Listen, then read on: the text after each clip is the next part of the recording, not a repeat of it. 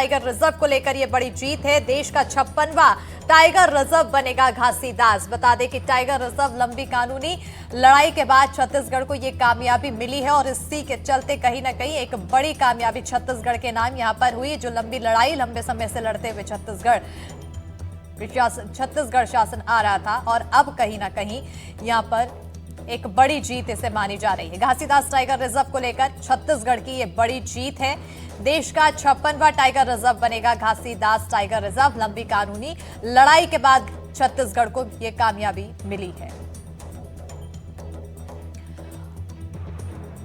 और इसी पर ज्यादा जानकारी के साथ फोन लाइन पर हमारे साथ वाइल्ड लाइफ एक्टिविस्ट हैं अजय दुबे जुड़ चुके हैं। सर, बहुत स्वागत है आपका। सबसे पहले तो हम ये छत्तीसगढ़ को एक बड़ी जीत मिली है, इसे किस तरह से देखा जाए और आगे की क्या कुछ रणनीति होगी अब? छत्तीसगढ़ के लिए निश्चित तौर पर पूरे देश के लिए बहुत खुशी की बात है कि ये टाइगर रिजर्व आखिरकार बन गया और यह देश का 3rd लार्जेस्ट टाइगर रिजर्व है। इस टाइगर रिजर्व से निश्चित तौर पे बाघों का संरक्षण होगा और अन्य जो दुर्लभ प्रजाति के वन्य प्राणी है, जैसे हाथियों का ये कॉरिडोर है। झारखंड से जो भी हाथी आते हैं वो इधर से ही आते हैं, तो हाथियों के संरक्षण, बाघों की संरक्षण।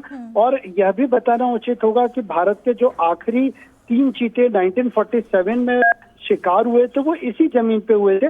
तो भविष्य में हम उम्मीद करते हैं कि चीते भी आ सकते हैं और लोगों को रोजगार मिलेगा, क्योंकि टाइगर रिजर्व न केवल वन्य प्राणी संरक्षण होता है बल्कि लोगों के लिए पर्यटन के माध्यम से रोजगार भी होता है। बिल्कुल अजय जी, क्योंकि एनवायरमेंट बहुत ज्यादा मायने रखता है, तो छत्तीसगढ़ की अगर बात की जाए तो यहाँ का एनवायरमेंट कितना ज्यादा अनुकूल?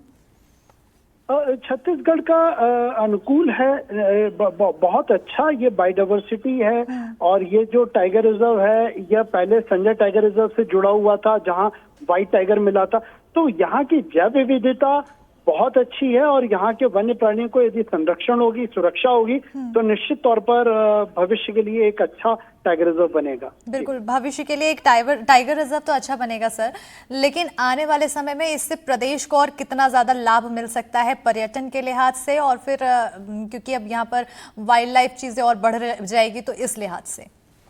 देखिए, पर्यटन के हिसाब से यहाँ पर कोयला उद्योग के अलावा और कोई रोजगार नहीं है और कोयला उद्योग से निश्चित तौर पर छत्तीसगढ़ में प्रदूषण की एक बहुत बड़ी समस्या थी। तो कोरिया, सरगुजा, सूरजपुर और इन 3 जिलों और मननगढ़, इन 4 जिलों में जो लोग इस टाइगर रिजर्व के वनांचल में हैं, जो आदिवासी बाहुल्य जिले हैं, उनमें लोगों को कई रोजगार साधन उत्पन्न होंगे, चाहे वो रिजॉर्ट्स हो, चाहे परिवहन का माध्यम हो या और भी सुविधाएं लोगों को रोजगार के लिए उपलब्ध होगी।